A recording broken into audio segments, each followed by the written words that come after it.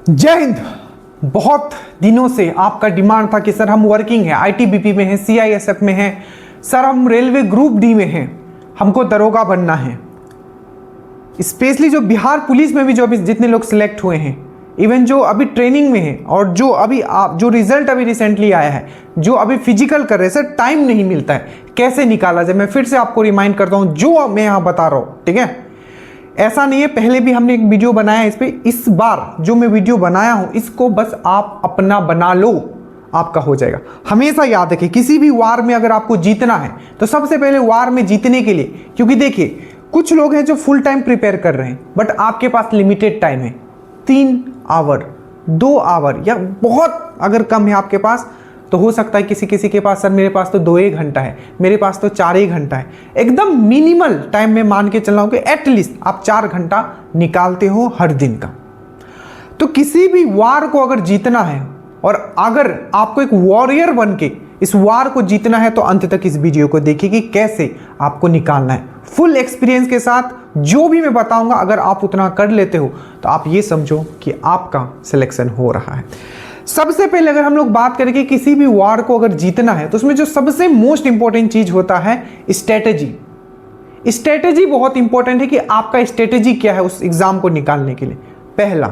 दूसरा, अगर उस वार को जीतना है तो स्ट्रेटेजी के साथ साथ आपके पास हथियार होना चाहिए। हथियार इन द सेंस, आके लड़ोगे तो हथियार तो होना चाहिए आपके पास। तो इस केस में है आपके पास प्रॉपर नोट्स, उतना ही नोट्स जितना इस एग्जाम को जरूरत है प्री निकालने के लिए, ठीक है। और तीसरा जो कि बहुत ही इंपॉर्टेंट है, सबसे पहले मैंने क्या बोला, स्ट्रेटेजी, ठीक है, स्ट्रेटेजी। दूसरा मैंने क्या बोला, स्ट्रेटेजी के साथ आपके पास वेपन्स होने चाहिए, हथियार होने चाहिए। और तीसरा एक्सपीरियंस। तो एक्सपीरियंस जो है मैं वो आपको मैं दे रहा हूं, बाकी 2 चीज जो है वो भी मैं आपके सामने रख रहा हूं, बस आपको अपना बना लेना है। अगर इस एग्जाम को आपको निकालना है, प्री का जितना भी आज तक पेपर हुआ है, एक चीज आप ये जरूर आपने देखा होगा, जितना भी दरोगा का एग्जाम हुआ है, चाहे इन्फोर्समेंट एसआई हो, चाहे कोई भी हो जो बीपीएसएससी के द्वारा करने, प्री का पेपर हमेशा इट्स अनएक्सपेक्टेड होता है कंपेयर टू मेंस का पेपर। ये बहुत दिन से मैं आपको बता रहा हूं, मेंस में स्कोर करना इजी होता है, मेरिट में आना थोड़ा डिफिकल्ट हो सकता है, ठीक है। तो करना क्या है, करना यह है कि जो प्री का पेपर होता है, बहुत बार ऐसे क्वेश्चंस होते हैं जो टोटली आउट ऑफ कॉन्टेक्स्ट होंगे और आपको कुछ समझ में नहीं आएगा। बट 2213 का भी पेपर देखिए, कोई भी पेपर देखिए, 1275 का भी देखिए, जितने भी गए हैं वो हमेशा 70 से कम कटअप रहता है। जितना अनएक्सपेक्टेड रहेगा पेपर, कटअप और उतना नीचे आएगा। तो सर कभी भी प्री या मेंस आपका नहीं छूटेगा, जो मैं बता रहा हूं, आप ध्यान से समझना। करना ये है सबसे पहले, ठीक है, आपको क्या करना है, हथियार आपको तैयार करना है। दैट मीन्स आपके पास आपका वेपन्स होना चाहिए। सबसे पहले क्या है, स्ट्रेटेजी, स्ट्रेटेजी, ठीक है। तो स्ट्रेटेजी जो है आपका ये होना चाहिए इस एग्जाम को लेके कि मेरा जो इजी एंड मॉडरेट क्वेश्चंस होगा, ये आपके लिए नहीं किसी के लिए भी, क्योंकि टफ आएगा पेपर, ठीक है, प्री का मान के चलो। तो जो इजी एंड मॉडरेट क्वेश्चंस है वो मेरा गलत ना हो, सबसे पहला स्ट्रेटेजी आपका यही होना चाहिए। दूसरा, जितने भी इंपॉर्टेंट टॉपिक है, 180 प्लस जो टॉपिक है, इसको मैं इतनी बार कर लूं ताकि मेरा इजी एंड मॉडरेट क्वेश्चंस गलत ना हो। और यही इजी एंड मॉडरेट क्वेश्चंस आपको प्री निकलवा देगा, क्योंकि पेपर जितना भी टफ होगा उसमें 75 क्वेश्चंस ऐसे होंगे जो आपने पढ़ा हुआ है और वो आपको इजी एंड मॉडरेट क्वेश्चंस, और यही क्वेश्चंस आपको गलत नहीं करना है, यही क्वेश्चंस, ठीक है। अगर ये क्वेश्चंस आप गलत नहीं करते हो तो 25 में ऐसा नहीं को सब गलती हो जाएगा, आपका प्री कंफर्म है। तो समझ में आया करना क्या है। सबसे पहले आपको याद रखना है कि जितने भी प्रीवियस ईयर के टॉपिक है सब्जेक्ट वाइज आपको खत्म करना है, और डीप डाउन हमने एनालिसिस इसका करवा दिया है। आपको करना यह है, कम से कम 2 दिन आप समय दीजिए, ठीक है। 2 दिन में आप जैसे कि मॉडर्न हिस्ट्री का आप देख लो, यहां देखो कि मॉडर्न हिस्ट्री में आज तक 2008 से लेकर आज तक कौन से टॉपिक से क्वेश्चंस पूछे गए, पूरा का पूरा लिख दो। अगर मुझे बोलोगे सर अभी मुझे 5 ऐसे टॉपिक बताएं जो मुझे मॉडर्न हिस्ट्री में कंफर्म है जहां से आएगा, इंडियन नेशनल कांग्रेस 2-2, 3-3 क्वेश्चन कभी कभी पूछ लिया जाता है, 2 तो बहुत बार पूछ लिया गया। इंडियन नेशनल कांग्रेस कहां कौन सा सेशन हुआ था।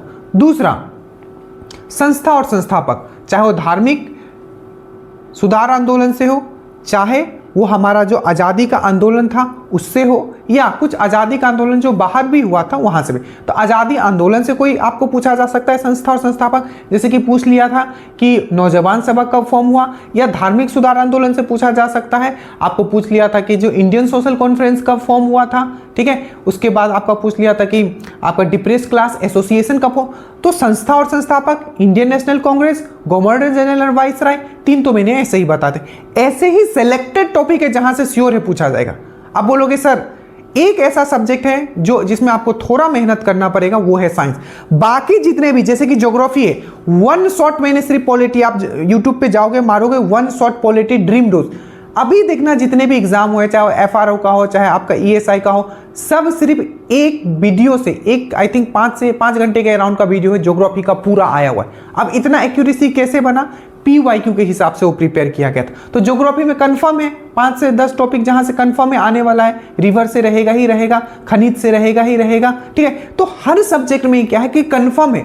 करना क्या है, सब्जेक्ट वाइज आपको बना लेना है, ठीक है, कि इसमें ये पढ़ना है, इसमें ये पढ़ना है, और कोशिश रखना है कि एग्जाम से पहले जो 180 टॉपिक है, इंक्लूडिंग आपका करंट अफेयर्स का भी टॉपिक हमने बता दिया है, यहां देख लीजिएगा टॉपिक हमने दिया है, सब लिख के अपने सामने रख लीजिए और टारगेट रखिए कि ये जो है टॉपिक एग्जाम से पहले 2 से 4 बार मुझे कंप्लीट कर जाना है। मुझे बाहर का कुछ नहीं पता, कौन ये बुक बोल रहा है, कौन वो बुक बोल रहा है, बुक पढ़ते रह जाओगे और हाथ में आपका कुछ नहीं रहेगा, ये मैं आप बता रहा हूं। करना क्या है, जो 180 टॉपिक प्लस जो हमने दिया है, अब लिख लेना, हिस्ट्री, ज्योग्राफी, पॉलिटी, ठीक है, कंफर्म है क्वेश्चन आपका वहीं से रहेगा, आप इजीली प्री निकाल लोगे।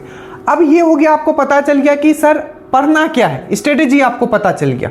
दूसरा, आप पढ़ोगे इसको कहां से, तो कोशिश ये रखें, अगर आपने कोई बुक पढ़ा है आज तक तो बुक को फॉलो कीजिए, और जो जो टॉपिक्स मैंने बताया, जो टॉपिक्स आपके बुक में नहीं है उसका आप YouTube का सहारा ले सकते हो। बाकी अगर आप ड्रीम डोज के साथ जुड़े हुए हो तो सब्जेक्ट वाइज हमने आपको PDF दिया है। जैसे मॉडर्न हिस्ट्री का में, जैसे कि करंट है, करंट का मंथ एनालिसिस अलग कर दिया है, टॉपिक वाइज मैंने ट्रिक से आपको अलग कर दिया है। मॉडर्न हिस्ट्री है, मॉडर्न हिस्ट्री एक तो ये शॉर्ट PDF क्विक रिवीजन है, और एक जो है आपका घटना चक्र का है। इसी प्रकार से आपका ज्योग्राफी का है, कुछ नहीं, इससे बाहर कुछ पढ़ना ही नहीं है। अगर ज्यादा करना चाहते हो, अगर आपके पास 4 घंटा टाइम है, तो एक चीज करोगे, वीक में 2 टेस्ट मारोगे, और टेस्ट वही मारेगा जिसमें आपका नंबर आ रहा है।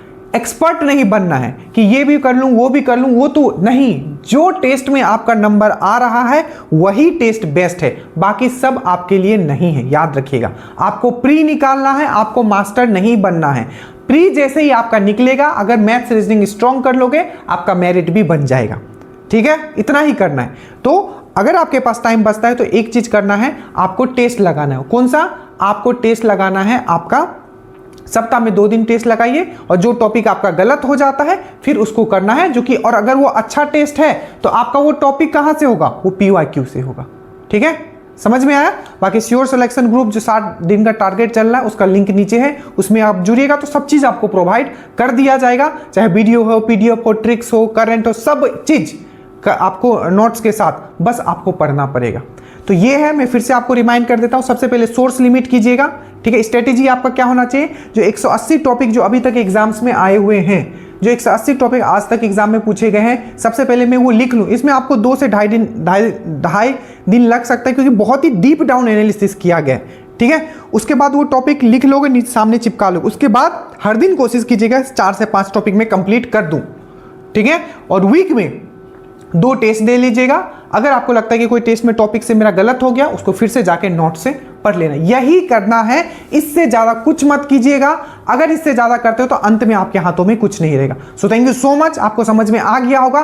कोई भी सब्जेक्ट हो, 10 टॉपिक ऐसे जरूर होते हैं जहां से मैक्सिमम 80% चांस होता है कि वही पूछेगा। अगर मैं पॉलिटी का बोलता हूं तो कंफर्म है कि आपका अमेंडमेंट और आर्टिकल से क्वेश्चन पूछा जाएगा। तो हमने क्या किया, पूरा आर्टिकल ही एक बार हमने करा दिया, आज उसका वीडियोस भी डलेगा। So thank you so much. Study well, study hard. Video आपके पास है, देख लीजिएगा कि कौन सा टॉपिक पढ़ना है। जय हिंद।